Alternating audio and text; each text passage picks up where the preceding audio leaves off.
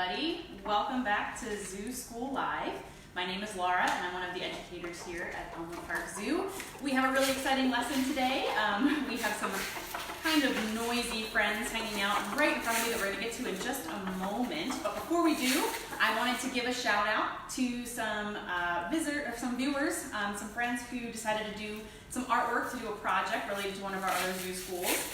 We have a fun little photo from Miles and Charlotte. They're in Percy, Pennsylvania. They drew Pokey the porcupine here at Elmwood Park Zoo in his exhibit, it looks like.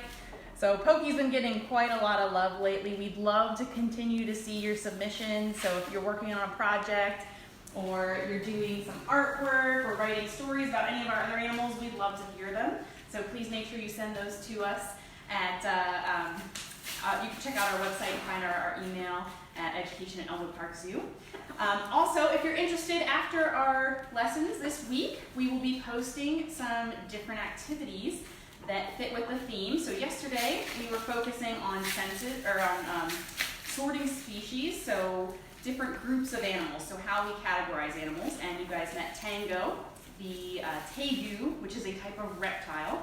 Today, we're going to move on to another group of animals. And you may or may not be able to hear them already, but we actually have some really exciting two birds with us today. So we're going to be focusing on the group of animals we call birds. So in front of me today we have Cluck and Pepper Potts.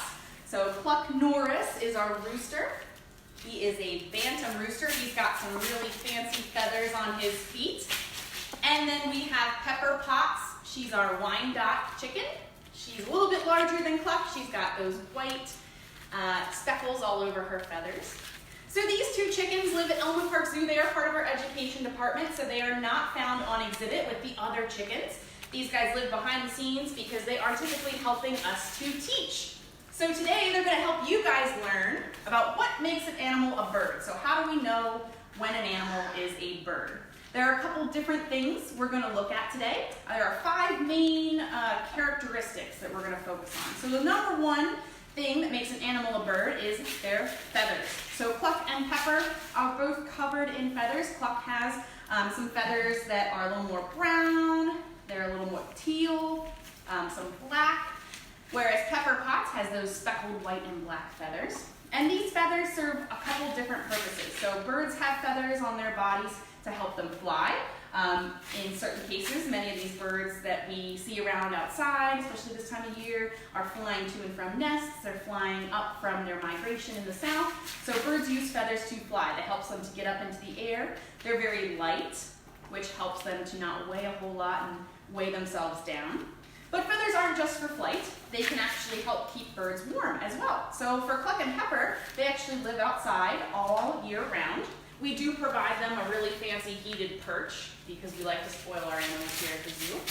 But otherwise, they need those feathers to help keep their bodies nice and warm. Just like you would wear a coat or a hat or scarf, chickens and other birds are going to have feathers on their bodies to help trap warm air to keep them protected from the cold.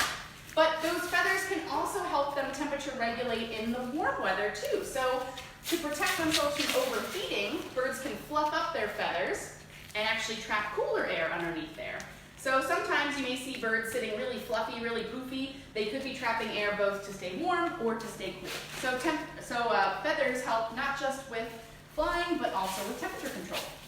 Some feathers are actually waterproof as well. So if you were to look at a species of bird that lives near the water, like a goose or a duck, they're going to have feathers that actually have special oils that help the water to roll off their feathers so that they don't get weighted down or sink in the water when they're swimming around.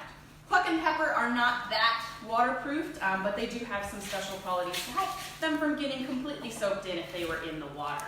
So those feathers help keep them not only warm, but also dry. And you can actually tell a lot about a bird based on the colors or patterns or even sometimes the shape of those feathers. So for Cluck and Pepper, they are a domestic species of bird. They are chickens. And they're not necessarily going to have to camouflage or hide in the wild. So these guys have all different colored feathers, and many different types of chickens are actually raised specifically for their coloration.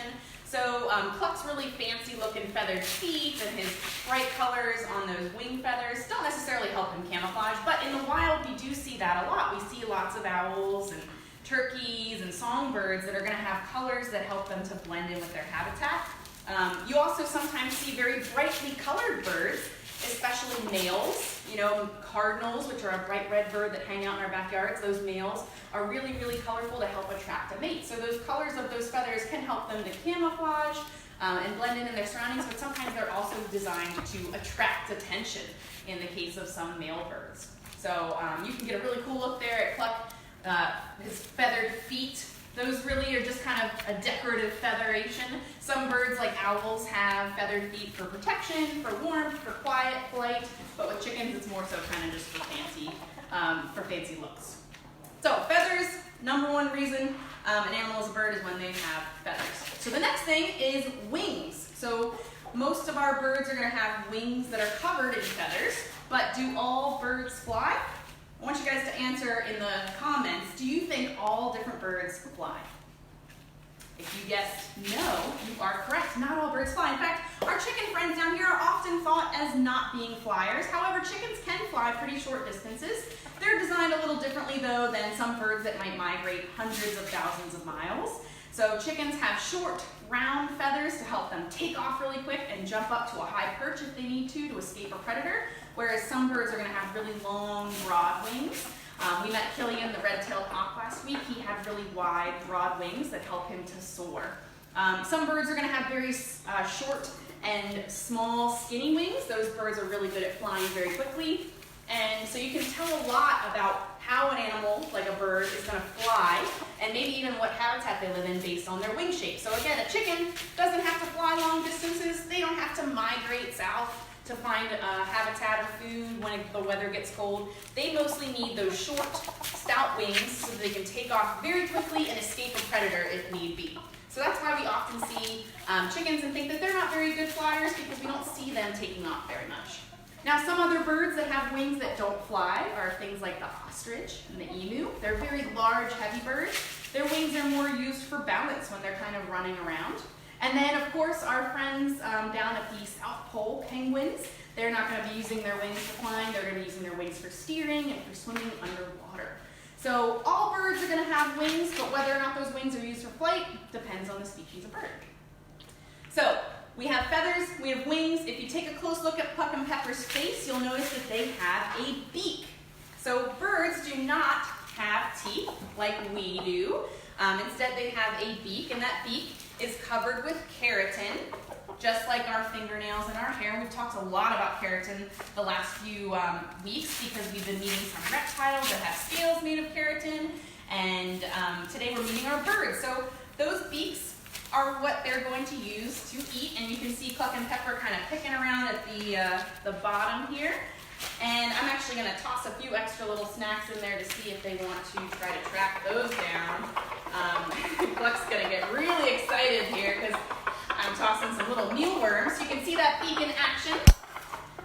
So bird beaks are going to have a lot of different shapes, and those shapes can tell you a lot about what that bird is actually going to be eating. So for a chicken, chickens are omnivores, so that means that they are going to eat both plants such as fruits and vegetables. You can kind of see some grapes and some broccoli and stuff scattered in there. They're also going to eat bugs, so I just tossed some little worms in there for them. They also like crickets, and they sometimes are even going to eat small animals like mice and snakes. So chickens are omnivores. They eat a wide variety of things, but they have a beak that's very sharp for pecking and picking things up off the ground. Whereas some birds are going to have a really long beak, like this one right here. This is from the toucan. So this bird has a long beak that's kind of skinny with a point at the end, and they use this beak to actually pick up different fruits from the ends of trees in the rainforest. So this is a fruit-eating bird. They need that long beak to help them reach out and grasp those fruits. Some birds are going to have that sharp hooked beak we saw with Killian, the red-tailed hawk, and Zeppelin, the owl, for ripping and tearing their food. So they're going to have a tool that's used almost like a fork and a knife. And then some birds are also going to have a beak that looks completely different than anything else we've seen before. So this is a spoonbill, and as their name suggests, they actually use this to kind of scoop and sift through the water. Excuse me. So we actually have a special guest who's going to come in who has a beak shaped more like this. I'm going to have them come and join us right now. And excuse me, we're gonna learn a little bit about what they use their beak for and where we would find them. They're a little different than our chicken friends. So over here we have Buckwheat and Rex. Hi guys. Step back. Thank you very much. Hello, hello. And this is Margaret. Margaret is one of our other educators. She's going to tell us a little bit about Buckwheat and Rex. All right. So thank you guys so much for joining us to learn about some birds today. This right here on my arm is Buckwheat. He is a yellow-naped Amazon parrot. The one down on the perch here is Rex, and Rex is a yellow-crowned Amazon parrot. So they're pretty easy to tell apart. You can see Buckwheat's got his yellow patch at the bottom of his neck, so he's called a yellow-naped Amazon parrot. And Mr. Rex here has it at the very top, the crown, so he's a yellow-crowned Amazon parrot. So he's already going to start talking for you guys. As you can hear, they are pretty good at mimicking what they hear. So Rex here was actually born next to a fire station. So Rex can get very loud and mimic some very, very loud sirens when he feels like it. Hopefully they'll stay quiet for just a little bit for us. Yes, we're going to say a lot already. Do you mind passing me those nut cups there? Thank you. So Buckwheat here is 42 years old. Thank you very much. And Rex down there is 41 years old. He said no thank you. They're about the same age. Now these guys you're going to find in Central and South America. Buckwheat here is mostly going to be in Central America, a little more south there, but he is actually endangered, so their numbers are decreasing a lot in the wild. Rex's species, the yellow crowns, are doing a lot better. They are least concerned at the moment, but their numbers are also decreasing because of deforestation and pet trade and things like that. So hopefully he'll stay least concerned. Yes, we're very chatty today. So now these guys, you show your wings off. Good job. Now these guys obviously know some tricks. They're going to be doing them a lot for you already. We'll just let them do their thing for a second. What do you think, guys? Oh, you want a snack? That's what you want. Go ahead. Good job. Now you can zoom in. You can see Mr. Rex's feet there holding that apple. Now they have a really cool foot pattern. I'm going to teach you guys a crazy word right now. So it is called zygodactylus. So if you can see his two toes in the middle face forward, and then the two toes in the back face backwards. So it's kind of like this.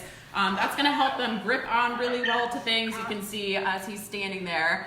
It's going to help them grip onto their branches in the wild and grip onto their food. Yes, I know. I'm sorry.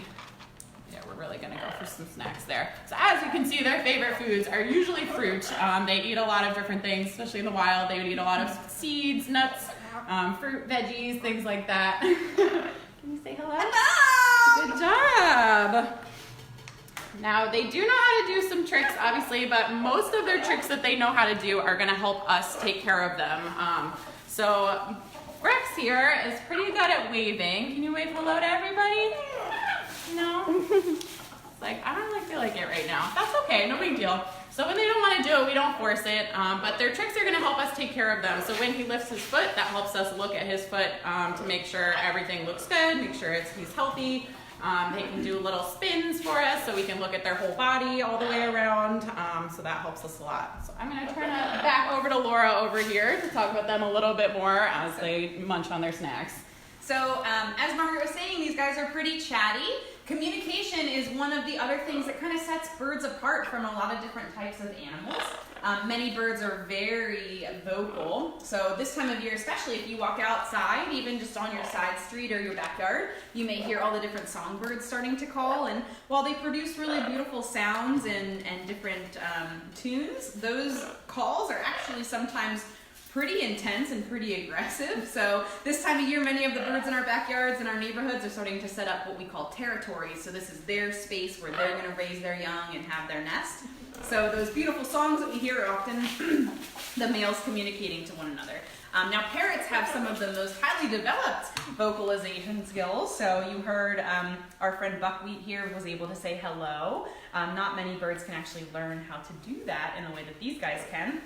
So that sets them up a little bit higher than some other types of birds. But communication is extremely important for survival, especially in big flocks. So parrots like these would live in big groups, and they're going to use those sounds to tell each other when danger could be nearby, or when there's a good food source, or again, to establish a territory, find their nest mate, and talk to their young. So while they're busy munching right here, you can see their beaks hard at work like we were saying. These guys are going to have a beak designed to help crack nuts and rip apart fruits. A little bit different than Cluck and Pepper the chicken, who have that beak for pecking and grabbing at seeds and bugs and things like that. These guys are doing a great job. Normally you can find them up in our Bird of Paradise exhibit, so we hope that you guys will be coming to check them out this summer once we open back up. I think we're good for now, so if we want to say goodbye to our friends Rex and Buckwheat. There it is. Good bird. Good job. All right, boys. Okay, guys. And I think we'll start to take some questions. All right, thanks for stopping by, guys. All right, and I have some more fun snacks for our friends Cluck and Pepper to keep them kind of entertained here. All right, so Chase wants to know, what do roosters use their mohawk for? So Cluck does have a pretty crazy looking face. He has what's called a wattle, which is under his chin. And then he's got that piece on his head that does kind of look like a mohawk. We believe that roosters like Cluck are going to have this to impress the ladies and also to kind of put on a show and fend off other male roosters. So when they are starting to kind of try to find a mate, that wattle underneath the neck and then that piece on top there is going to get really brightly colored and inflate a little bit and kind of stick up, and that's how they are going to show off for the ladies and show those other male chickens that they are kind of the big boss. Excellent question, Chase.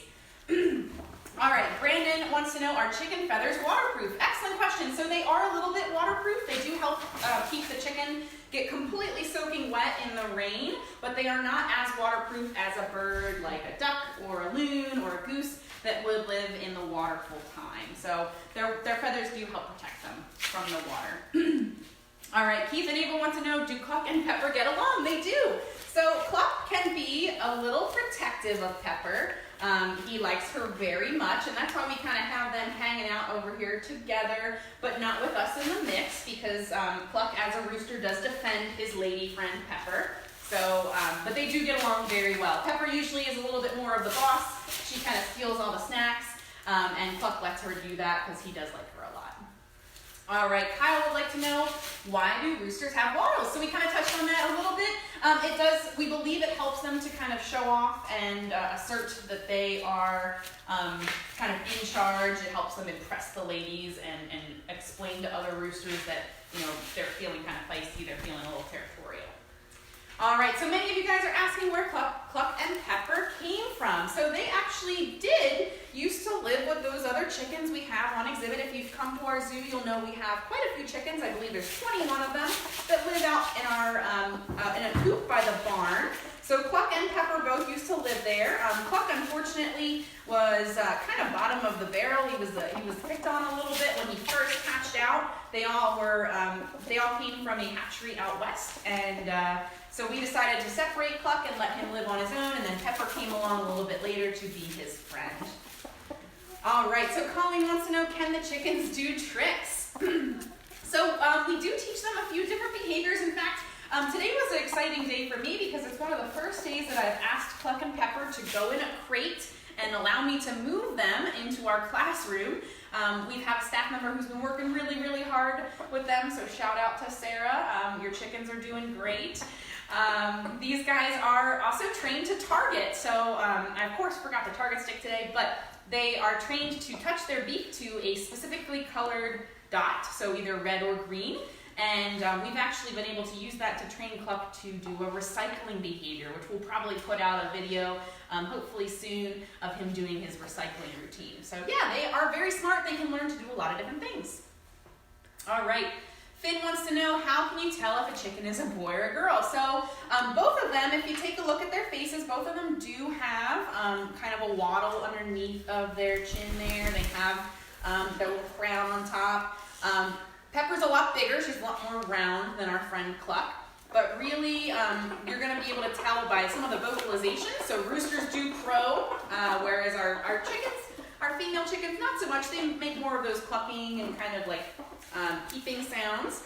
And then the hens, the females, the girls are the ones that are going to lay eggs, whereas the roosters, the boys are not. So roosters typically have a little bit of a different look. They have a much bigger comb on top and a much bigger wattle. But otherwise, the real big difference is that the females are going to lay eggs. All right. Many people are asking how much the chickens weigh. That's a great question. So I believe that Cluck weighs around 4 pounds, and Pepper weighs closer to 5. So they are pretty big birds.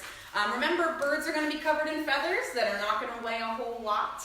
And most birds actually have special bones that help them to fly and to remain nice and light because they are hollow on the inside. So that means they do not have they're not very thick, they're not very dense. So 4 and 5 pounds is pretty big for a bird. I'm going to toss a few more snacks in there for them. Get Cluck excited here. All right, so Ava wants to know, what do parrots like to eat? All right, so Buckwheat and Rex, those Amazon parrots we met, they're going to eat mostly fruits and nuts. They do get a special parrot diet here at the zoo to help them stay healthy. It's kind of like cereal. It's got all kinds of good nutrients and minerals inside of it. But fruits and nuts are the main reason they have that really big, sharp beak. So that's what their primary food source is going to be. All right, so Amazons, again, we have a question about how long do they live? So Buckwheat and Rex can live over 50 years. Many types of parrots can actually live 70, 80, sometimes 90 years when they live with humans. So many people see colorful birds like parrots and think, man, I'd really love to have one of them at home, but it is a huge commitment. In fact, many of the parrots we actually have here at the zoo were ex-pets. So that means that they were given up. They were no longer able to care for them anymore, so they were donated to the zoo. So Rex and Buckwheat are both around 40-some years old, so they are well into their life. We're hoping they'll be with us for a long, long time. All right, Caden also would like to know, can the parrots turn their heads super far like owls? Excellent question. So birds in general tend to have a lot more flexibility in their necks than us. Many of them do have extra bones like owls and hawks. We talked a little bit about that last week. Parrots can't turn their head quite as far as an owl, but they can rotate it a little bit more than us. So that helps them to see around in their environment and to stay safe. All right, guys. So our last question is going to be from Tyler. What is the largest bird in the world? Ooh, that's an excellent question. The largest bird in the world is going to be the ostrich. So the ostrich is much, much taller and much, much heavier than our friend Cluck and Pepper.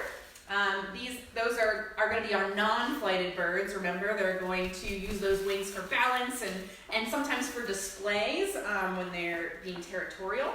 So the ostrich, much larger than our friends Cluck and Pepper. All right, guys. Well, thank you so much for tuning in. If you guys have other questions, please feel free to put them in the comments. We will try our best to answer them. Make sure you check out our website, EPZ Zoo to You. We have all of our activities that are going to be associated with learning about the different groups of animals this week on there. We also are doing a $25 distance learning deal. So if you are a teacher and you have a class that you're doing some distance learning with right now, we can do a customized lesson very similar to this for you guys. So check that out on our website. We also have Giraffe-a-thon coming up on Friday, so make sure you check that out. We're going to be doing some really cool interactive fundraising with our giant giraffes, since we can't really bring them into our classroom for Zoo School Live. All right, guys.